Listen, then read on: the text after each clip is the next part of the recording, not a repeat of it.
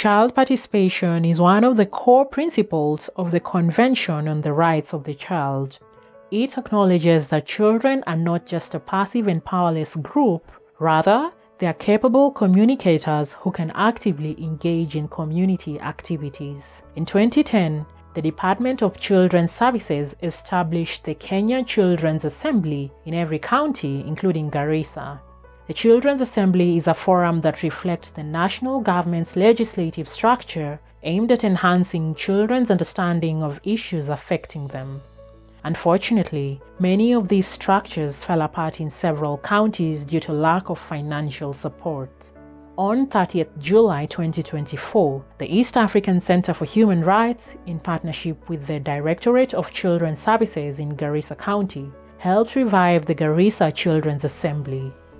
They organized elections for new office bearers in 6 sub-counties, namely Bura East, Lagdera, Sankuri, Balabala, Ijara, and Garissa Township. We should not discriminate between boys and girls. All of them are equal. They should get education. The second thing, it is about FGM. These things really affect the girls. I want to say no to FGM. Can we say no to FGM? No to FGM. I will lead by an example to bring for our country history in 2024.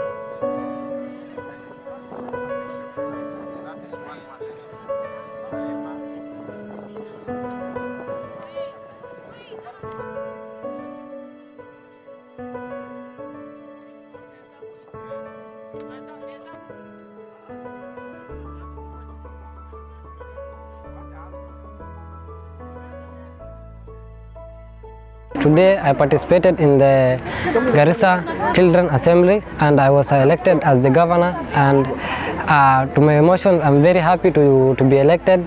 I'm looking forward to help the children in the effects that were mentioned in the morning: children trafficking, children abuse, drug abuse, and FGM. I came here to the Garissa Children Assembly to participate in an election. I was vying for the chair, deputy speaker. I want to do some things as I'm given this role. First of all, I want to make my communication clear. I want to hear other students' opinion on things. It is very important to hear others' opinion.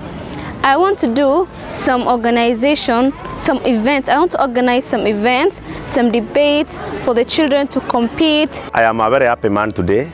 I'm very enlightened because we have been able to put in place a structure that is very critical in the lives of the children, and this structure is the Kenya Children Assemblies.